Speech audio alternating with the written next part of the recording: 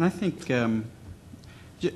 there's a lot of examples of collaboration in what Kim just said. One example that really stuck out to me, the co-teaching model and training for higher education that she's talking about. I meet with our education deans quarterly, and in those meetings, you heard Bob talk about on Monday night some of the funding that we got. I told them about 8-10 months ago that we would set aside a certain portion of funds, and that they could, because we knew these changes were coming to clinical requirements, and asked them to send me a proposal about what they wanted to do with those funds to help meet that clinical requirement. They worked with Kim to write a proposal. The proposal's on my desk. I've talked with Aaron Thompson, my boss, and we're, hopefully next week when I get back in the office, we'll be writing out a contract to get that done. So that, these things are done in a swirl, and we don't think of them as separate activities. We have about 20 minutes left. I really want to open the floor up. We have a lot we could say, but John. I'd really like to hear from each of you an experience that you had that you felt was very difficult as you were pushing forward to do this work, and some sense of how you worked that problem out. And you can change the name to protect the guilty. I'll begin. Can I begin? She has a list. This has not been easy. I think making sure that all of our partners stay engaged. That, to me, was the biggest surprise in moving forward with anything that was going on. I understand that there are a lot of things that are going on at one time, right? Got it. But just having everyone see the vision and remain engaged has been one of the greatest challenges. I just had assumed that we were going to set aside our own agendas, and so they laugh at me because I'm the one in the middle that's always thinking everyone's going to be moving in the same direction, and having those conversations. But that has been the greatest challenge, and it has taken more of my energy and trying to make sure that everyone stays on the same page and corralling the troops and keeping everyone focused and reminding people this is where we're going. And yes, there will be times when we can agree to disagree. And yes, we will have difficult conversations behind closed doors. So don't be fooled, because I can have those conversations, those critical conversations. But just keeping everyone focused and going in the same direction has been quite a bit of a challenge. So it almost feels like sometimes that some stakeholder groups pull back so that they can load the gun. Oh, yeah. While they're away. We weren't at the table, yeah. And then they attack. And it almost feels intentional, that backing up. So you have to work really hard to keep your arms around them so that doesn't happen to you. I'll give you one specific example. This is being webcast. It's probably stupid, but and President King is right. I know President King. I can see him. And it goes back to what Kim was talking about earlier regarding the vote on raising admission standards. I was in a unique position there because I argued pretty heavily for the changes. Some of the higher education representatives on that group had some legitimate concerns, some what I felt to be not so legitimate. And so I'm kind of a higher ed representative on that board, but we were at odds. I voted for the changes, they did not. And one of them in particular was pretty aggressive about recruiting others to the cause. And our agency is much bigger with a much wider sphere of influence than the Standards Board. And so I went and talked to Bob and told him what was going on. Bob called the president of that institution, who called that person who worked for him, and had a conversation about what we're trying to do. Now, that didn't change his vote, but it popped his balloon a little. And it brought the conversation back down to a more rational level, I think, and de-escalated some of the horrible concerns that we were raising requirements too high. You know, the reaction, the comment that you're going to keep some people out of the profession who would be good teachers really irritates the stuffing out of me, right? I believe you. I know that to be true. There are exceptional cases. Schools of nursing and medicine and engineering and psychiatry and pharmacy, don't worry about that, because there are plenty of people for those positions, and they take the good ones. I was talking to Jean Burns last night from Louisiana at dinner, and their value-added model they have there has been able to demonstrate that once you set a high enough floor, the differences in teacher effectiveness are made by their preparation programs. But you've got to be willing to set that floor. Once you set that floor, the deviations above it don't seem to matter too much in Louisiana. But if you drop below the floor, then it starts to really matter. Yeah. Then, once you're up here, it's that it's how you're prepared. Yeah. Mm-hmm. That situation was a little bit tough for me too. Having just come from the higher ed side of everything, of course, you know, I'm supposed to kind of be their gal and, you know, be on their side and everything, which I think to a certain extent I try to be understanding of that perspective. But like I said, when push comes to shove, and again, I've said this many times, if I have to choose between what's best for a teacher ed program and what's best for every child taught by teachers who come out of that program, the kids win every time. It's not too tough. And that seems like an easy one for me, but if you really think of it in those terms, it makes it a lot easier to say to people, I'm sorry you disagree with us, but we're moving ahead. Another thing that's been tricky for me is, and this is, it's not like I'm anti-research, but I cannot sit around and wait on the definitive answer on what we should do next. I mean, you'd never have any data about anything if you didn't sometimes say, I may have to go beyond what's already been proven to be the number. Sometimes you have to raise that floor up and up and up so that you can see what will happen if you raise that floor up and up and up. Right. And we aren't going to be paralyzed, as Felicia said, by, you know, massaging the problem and analyzing it from 4,000 different directions. We rely on the professional expertise of our professors and knowledgeable folks. They can put their noggins together and say, you know, this is the direction to go in. And we cannot wait on, you know, as I said, you know, the definitive study. Ta-da! It's, you know, we have to move ahead. And it's just difficult sometimes to kind of have to say to folks who are your colleagues and who I know at their core want the same things I want. But you just have to look at them and say, I understand your perspective, we're moving ahead. That's tough, without fracturing the relationships that we have with them, because they have expertise we need too. And I think that's the trick.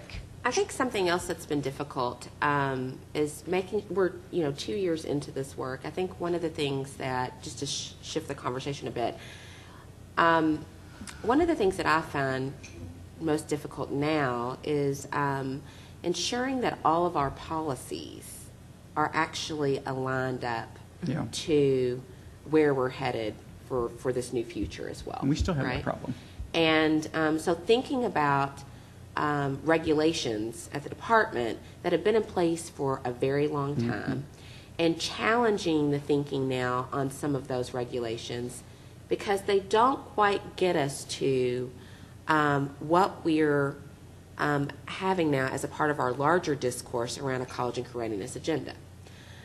One specific example of that: if we say that we want all children to graduate college and career ready, but we have programs in place that allow students to drop out and seek a GED option, which we know why that was in place, years ago.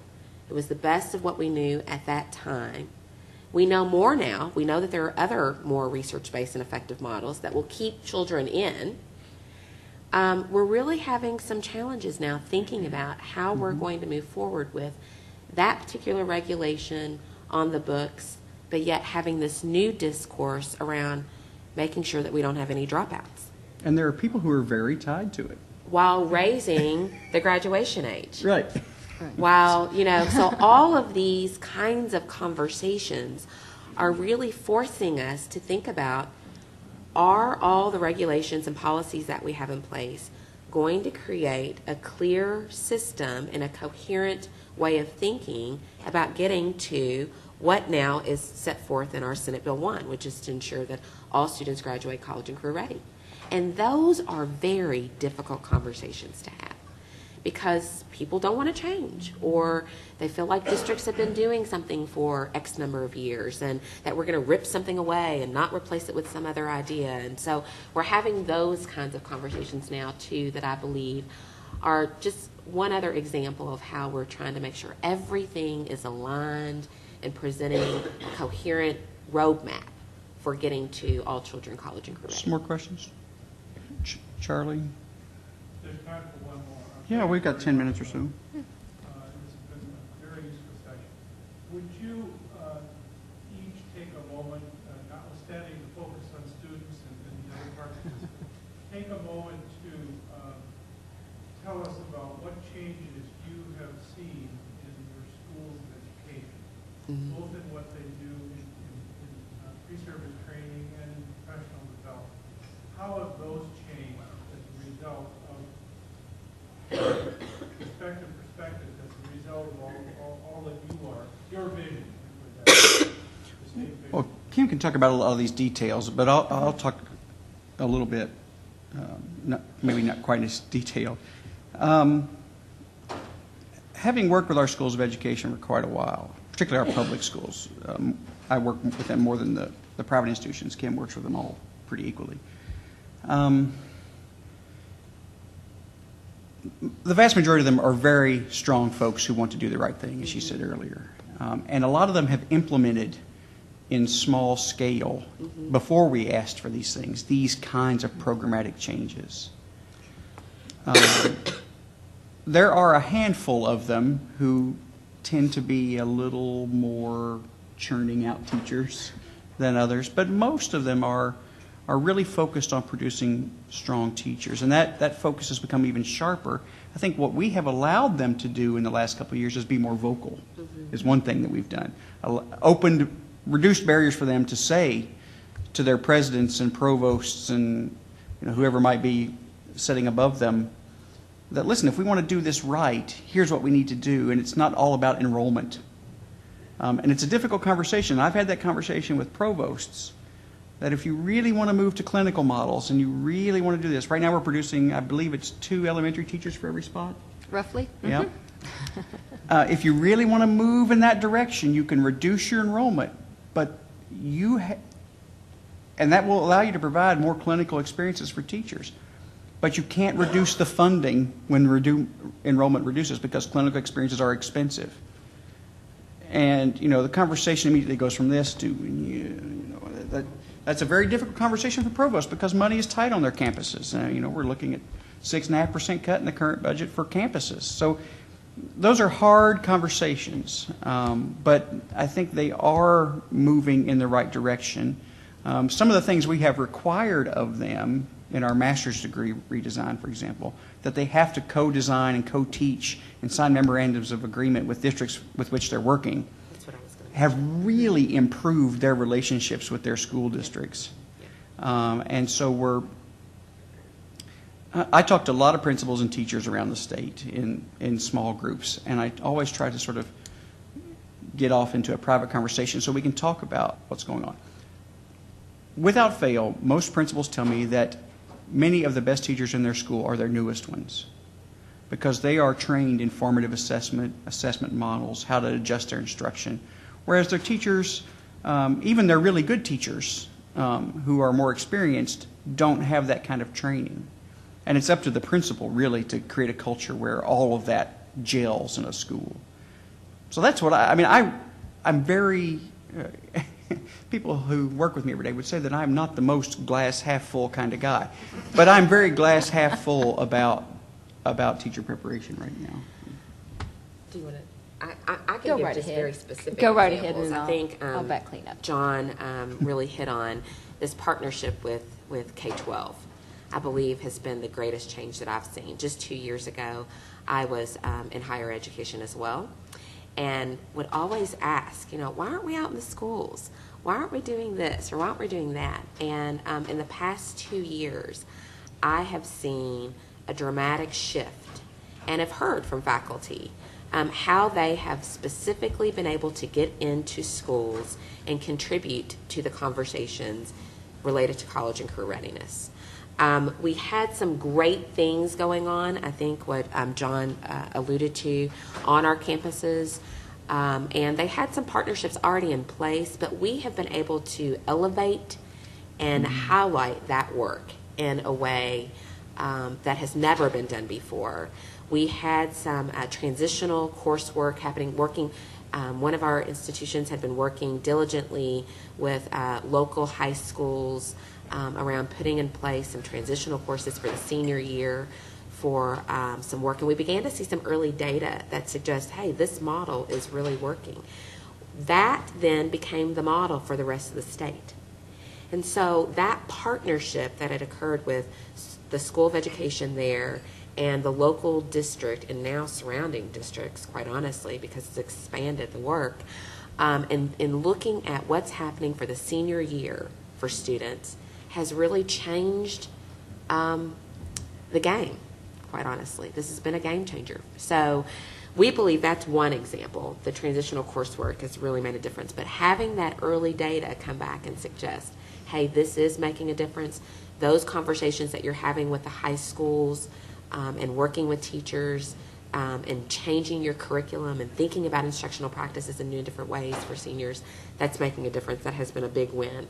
The other thing about our implementation effort for Common Core work is when we began the implementation model, we included and invited faculty from School of Education, so from across the state, as well as arts and sciences, to be a part of a facilitation team for our monthly conversations, so that all of those teams that were delivering work around Common Core implementation were actually engaged from the beginning. They meet before they deliver, they meet and debrief afterwards, and that was made available because of some of the funding that the council provided to our universities to get engaged. But then we also took it upon ourselves as K-12 to invite them to be engaged from the front end. And so that has made a tremendous difference, I believe, in our implementation efforts of Common Core. We also see those conversations transferring to what's happening in their classrooms when they work with pre-service. So, I mean, I can see a dramatic shift in the past 2 years of how our schools of education, as well as our arts and sciences, have been involved intimately at the ground level with our P12 districts and schools. And our presidents signed memorandums of understanding that said they would commit faculty members to the work of the K-12 learning networks. That's not a very typical thing to have happen. And it's never been done before. Right, and you know, that MOU was written on my computer on a whim, and we started sending it around. It's 2 pages, right? It doesn't say much. It's not committing the world to anything. But it says, yes, we think this is important.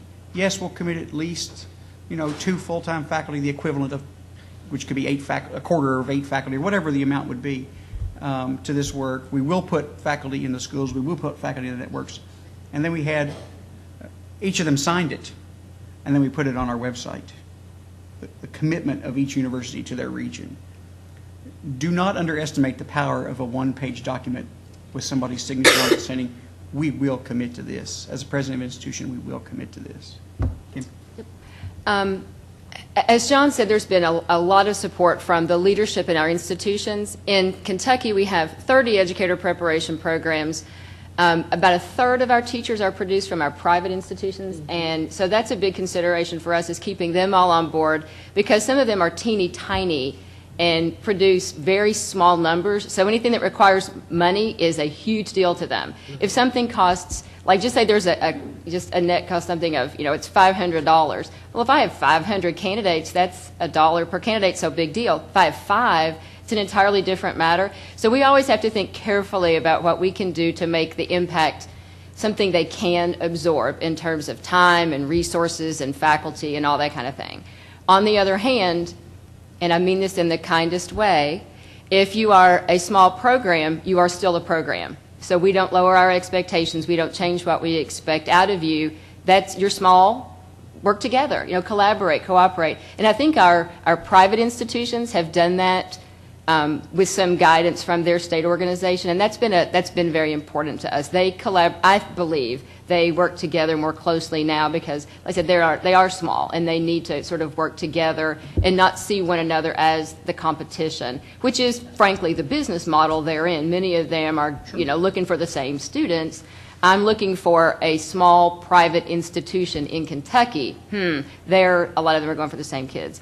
As far as like just nuts and bolts, what has happened, all of our unit faculty, and that's unit in the NCATE sense. I'm in education and I teach in that program, or I'm in arts and sciences and I teach in the Ed Prep program.